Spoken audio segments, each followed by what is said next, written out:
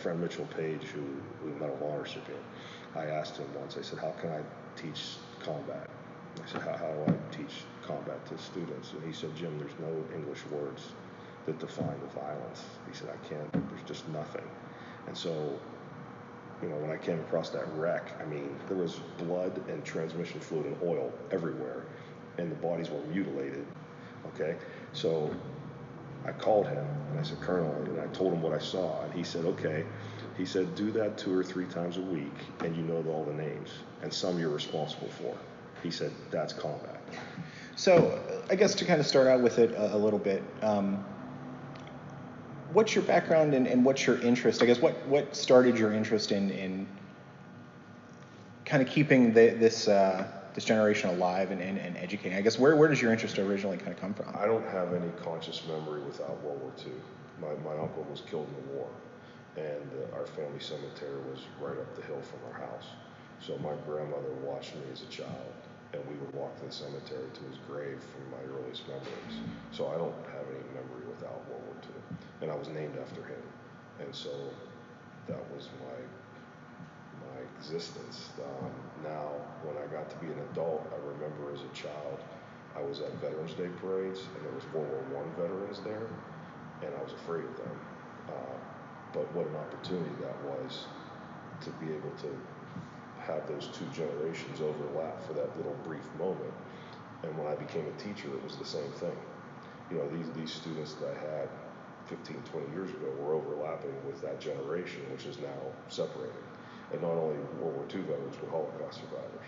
So now we're separating, and that's not going to exist anymore, which is really sad to me. But I started to realize how fortunate I was to live in this country, and when I had my own children, I started to understand how the majority of people live on this planet, and how fortunate we are, and how what sacrifices were made for us to live this way. Sure. It just was mesmerizing to me. And my grandmother told me that our family had to sacrifice our family member to stop what was going on in Europe. I was 4 years old. You know what I mean? I was like, wait, what? And I grew up blue collar in the city, and there wasn't a lot of communication there was no one to ask questions. So I came up with a lot of conclusions on my own, but I can't remember any time where I didn't think about it. Yeah. So your family involvement, was there anyone else that had served as well? Oh, yeah. My Uncle Frank was stateside. I found out, well, what happened was, when my grandmother died, I realized she never knew exactly how he was killed.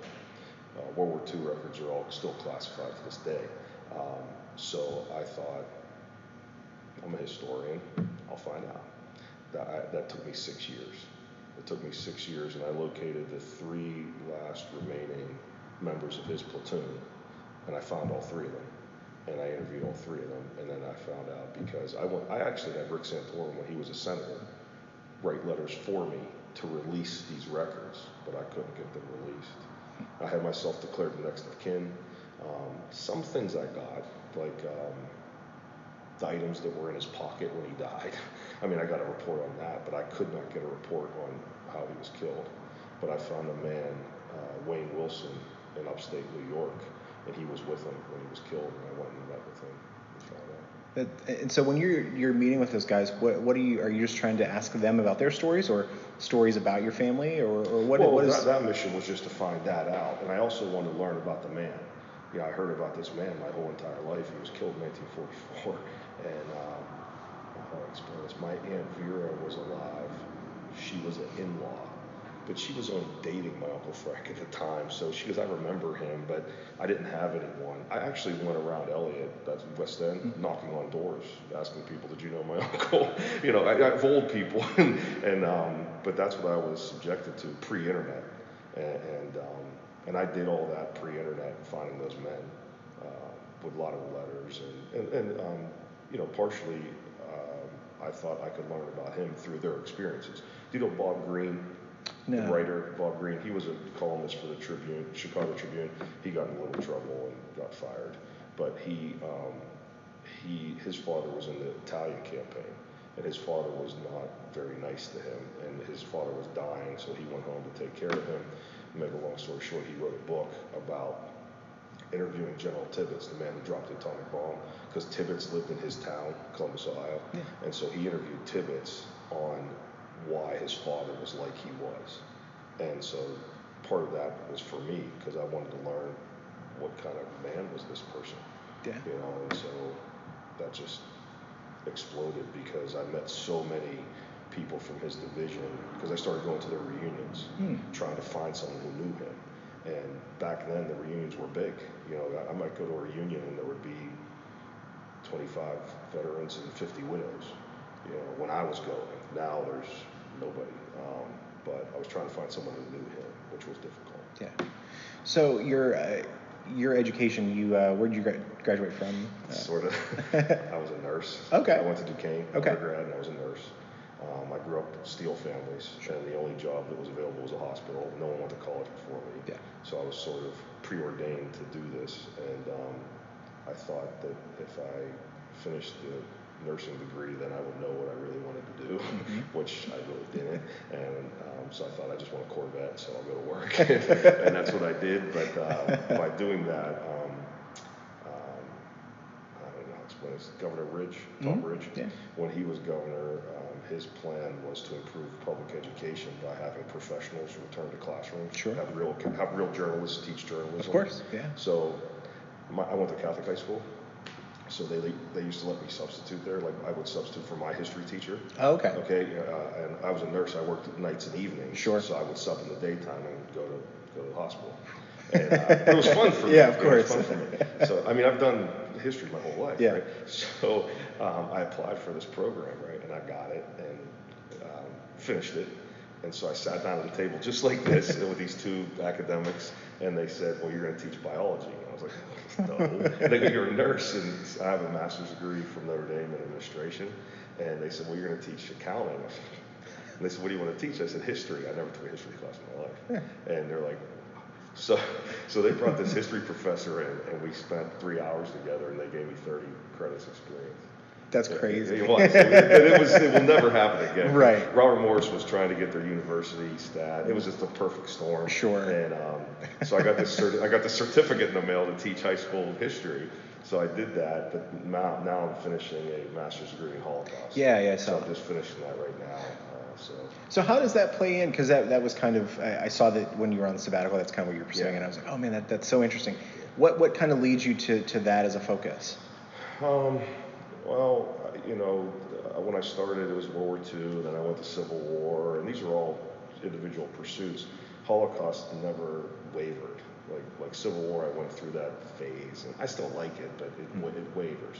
Holocaust never wavered for me, and it just becomes more, the more you learn about it, the more difficult it is to understand. And the fact that it was man at his absolute best and worst at the exact same time, that just blows my mind. And when you look at how we live today, you and I, if I get a paper cut, my day is severely impacted. I mean, if I miss that red light, but my survivor friends, it blows my mind of the human resilience just to exist, from what they did. And that never has wavered for me. But now, as an educator, and I teach at community college too, so I teach older students. When you look at all these issues pressing our world today, not our country, but our world, take a high school, bullying. Where does that originate at? You look at politically the environment today. Where does these things originate at? And you find out that they're factless. These statements and these actions that people are taking, shootings, so forth, they're based on no fact whatsoever. So we're going the opposite way. We're going away from fact. And if you look at the origin of hate, you find out that most of it is baseless. And I can find, I'll take a student every year and they'll tell me, oh, I hate Brussels sprouts. I'll say, really? Did you ever have one? No. So what are you basing your hate on? But then you can take that concept and you can branch it out into so many things in their lives. And I have, just like that interaction, I have students that contact me 10, 15 years later, I get it. I get what you're saying. Sure. You know, and a lot of it's imprinted on us by our parents. Yeah. It's imprinted on us by religion. And I'm not anti-religious, but if you look at the origin of the Koran, Christianity, Judaism, if you look at the original scriptures, the original sacred writings, they're almost identical. The differences are all man-made. They're all created by man.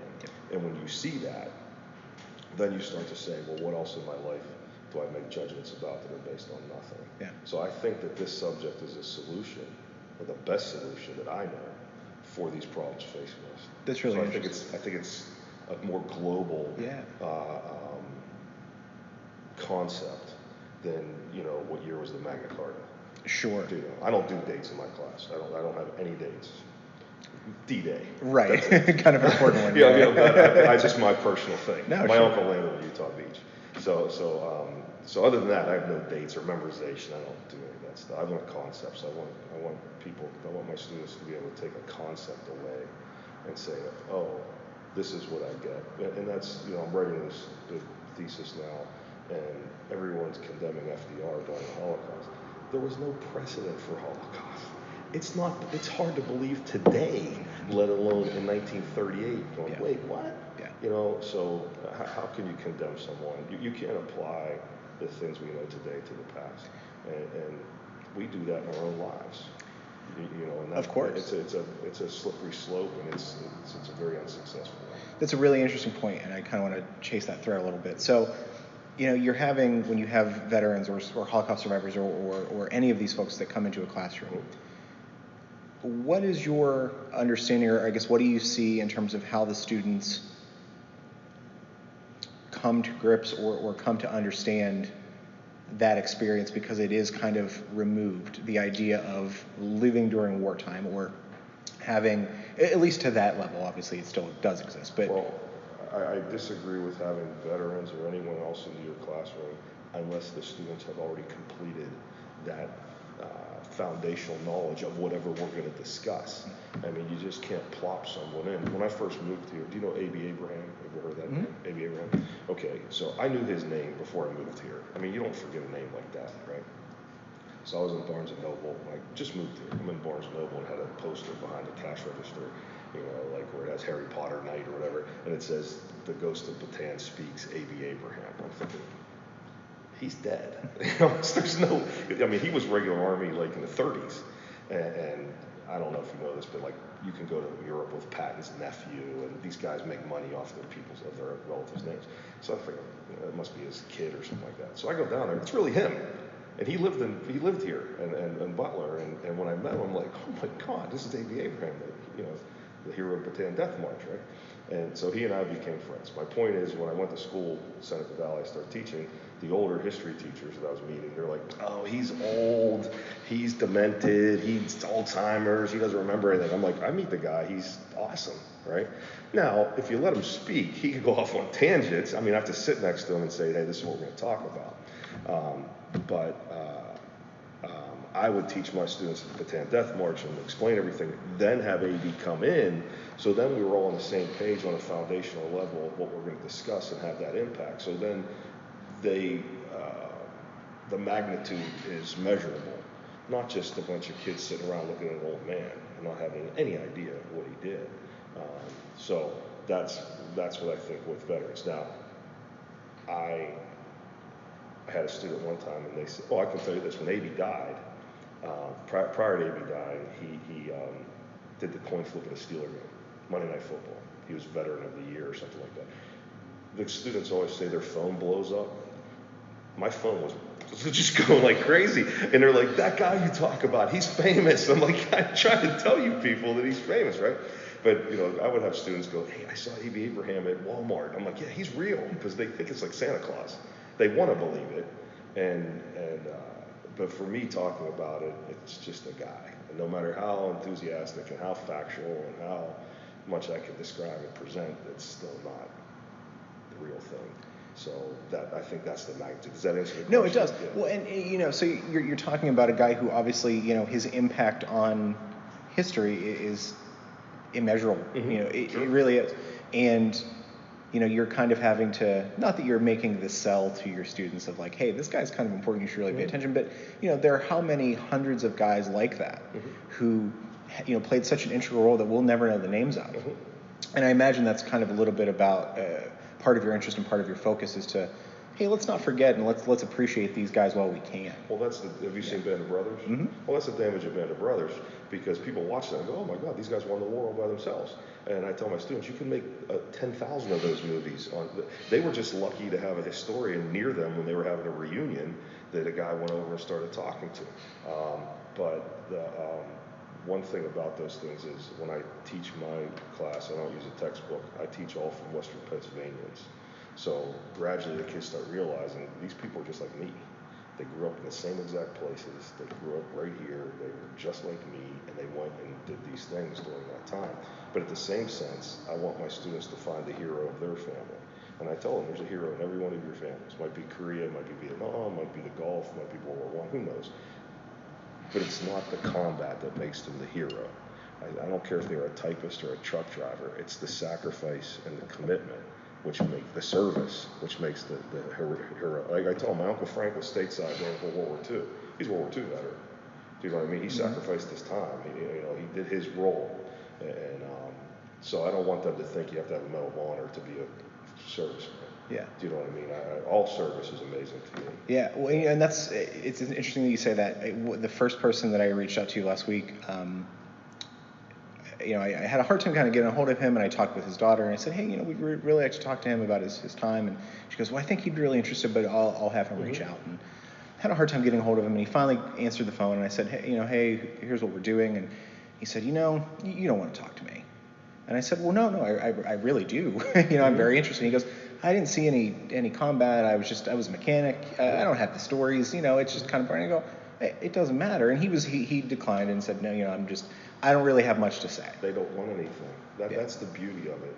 And I put myself in the same situation because I'm in the middle of these two generations.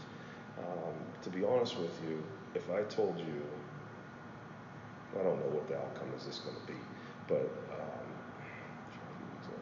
if I do something with my students and I said that I have zero interest in getting my name in the paper, I couldn't make that statement. Now, I'd like to tell you that it's really, really low, and I always push my kids because I want my kids' names in the paper, but I couldn't say it's zero. World War II guys, they don't want anything. They don't want. Do you know the 228 Bridge? Do you know it says 79th Infantry Division? That's my uncle's division. Okay. My classroom did that. Oh. All right. When those guys came here, I had 18 79th Division guys come from 8 states. Came for that dedication. They never even went to the bridge. They didn't. It could be over a creek. They don't even know. We were at a different location when we had the celebration, right? They don't care. And my one friend, Colonel Dollar, told me, he said, Jim, because I always ask him, I said, what can I do as a civilian? And they'll say, Colonel Dollar goes, if you could just make it when I go to the doctors and I don't have to wait that long. He said, if you could do that, that would be great. But they don't want statues. They don't want anything. They don't. That's the. Because today everyone just wants accolades. I mean, look at these goofy bumper stickers. My kid's an honor student. What is that? Yeah. That should be normal. Not put this all over the place. So that when they talk about greatest generation. My neighborhood where I grew up, it was, the houses were this far apart. And on a 4-block street, Lakewood Street, there was 18 houses. So check that, 16 houses, and 18 people were in World War II. 2 were killed, including Mom. What do you think it did to that street? And I tell my students this, I'm like, that permanently changed that neighborhood. I mean, permanently. And that we can't imagine. And then even today, like Americans today, I bet you don't know this, the maximum amount of troops we had in the Persian Gulf was 140,000. Do you know how many troops we had in World War II? 18.1 million. We can't even comprehend that. So that was, that time was, and I feel like I grew up in it because I was always, it was in every day of my life, when I was little. That's an interesting point about, and especially because I grew up in a very similar area that you're describing of, the people that lived in my block and the surrounding areas, they live there forever, still there. Oh, yeah. My folks are still there, and my parents were one house apart neighbors. Yeah, exactly. My grandparents were right next door. Same thing. Yeah. The concept of that kind of community and how that ripple effect, like you're talking about, that doesn't necessarily exist in a place like here. And I think that's really fascinating to think about. You're not only trying to teach about the concept of the gravity of the situation, but even that sense of community and how, probably every block had someone go away, and who knows what their fate was, but everybody on that block was impacted by it. Well, I also recently, last couple of years, I've been very observant of gender. I have a daughter, so I look at things much differently now. And some of these women that have 3, 4, 5 boys overseas at the same time with no internet, no Skype, no anything. You tell me that's not heroic. I mean, that blows my mind. And so I try to incorporate all those kinds of things. I try to touch every student in some way, even if they have no connection, some way to make them feel some piece of what it was like to be living at that time. Like one of my favorite stories, because I always have students with relatives in Newcastle living here, right? We used to have blackout nights in Pittsburgh, and my grandmother was a block watch person. So if you left your lights on, you would get reported. So in Pittsburgh, we had a blackout, right? Well, those nights, Newcastle would be lit up because we would practice that if the Nazis could bomb us, we would sacrifice Newcastle to save Pittsburgh. I mean, could you imagine these decisions? But that was the plan, to save our steel industry, and we were going to sacrifice Newcastle. It's crazy. Yeah, and so I try to tie things like that into Sure. that. And this area is very, very historic, Butler County. So, but I want them to understand sacrifice, commitment, honor, dedication. Those definitions don't exist the way they did, but they can. These kids are just as patriotic if you teach them the right way. If you hand them a textbook and say, do the vocabulary words and everything like that, we're losing them. I don't want a textbook. I've never been to a textbook meeting. They have meetings about what textbook can we buy. I don't want one. It's dated. Now granted, if it has like study methods or something like that, sure, that's great. But I don't do that. We really got to get away from that. Yeah. So that's, and I think that's a really interesting point, and probably plays into why you hear from former students so much of that. I had very limited, because I was trying to think about like my education, my upbringing, and I certainly didn't have that type of interaction, and I feel like I missed a big part of that. So being able to kind of put that personal face, that touch with these concepts. So you're not only learning about the general idea, but then you're getting that personal story, and I imagine it resonates much more. Kind of seeing. I like one of the bad things is you had elementary school, so K through 8, you have people teaching you history that hate history. Right? So, but when you come to me, I hate history. It's boring. I hate it. So I got to beat that barrier. But I tell students, tell me honestly, you don't like this, fine, and say you're into literature. I said, don't you want to learn about the author, not what he wrote or she wrote? Learn about his life and how that influenced their work. And so I'll go that route. And so I think it's very interesting to learn about Jack London and Hemingway and Steinbeck and Kerouac and how their lives impacted what they wrote. And I said, well, it's the same thing. I said, how do you think that these experiences that these men went through? Did you see Deer Hunter? Yeah. Okay. You ever see when Robert De Niro comes back from Vietnam and he has his jump boots on and his beret and his medals and he's walking Rural Street down? If you go to Evans City, that Viola supermarket, it looks just like that. Filmed down where I'm from, similar, pretty close, like Mango Junction. Okay, yeah, right. Well, that little supermarket looks like that, right? Yeah. And if you see that woman, a babushka woman, my grandma was a babushka woman, and she comes up and she goes, "Oh, Michael," and she's, he looks at her like she's an alien because the guy she's talking to doesn't exist anymore. Right. Michael is not Michael anymore. And so, I tell students, I said, if you take 5 years out of your life, and 5 fishing seasons and hunting seasons and birthdays and Christmases and pirate openers and everything else that you do, and you're in a foreign place, take the combat out of it you're not going to be the same person when you come back. Now, when you compound that with combat, some guys heavy combat, there's no way that you can be the same person that everyone expects you to be when you come back. And I have students that were in the Gulf, and they're not the same. I have some that are, some that aren't, but I have them come back, and I go to Creanberry Library, and I just had in the spring, I had one of my students who did 3 tours, Afghanistan, Iraq. He came back, and I think that was excellent. I mean, I get hopeful and I think, oh, this is going to be really powerful, right? That was so powerful because these kids are going, he's me. He sat in my same desk, and look, that was really powerful. And we don't teach the Gulf War. It doesn't exist in schools. Is that for any particular reason, or just because it's too recent, or? You teach algebra and you have 10 chapters. Sure. It doesn't change. Yeah. I teach history and it gets more and more every year. Yeah. And they don't give me any time. Sure. So I try to tell them, you got to take World War I, put it in the previous class, and let me do what I do, and I'll get to the Gulf War, and they want to know about it. Sure. It's their war. But my point of that whole thing is, after that was done, I said to my students, his experiences are exactly the same as World War II veterans, Revolutionary War, Vietnam. It's all exactly the same. The political environment changes, technology changes. However, what they go through is exactly the same. And when they return home, the political environment dictates how they're treated.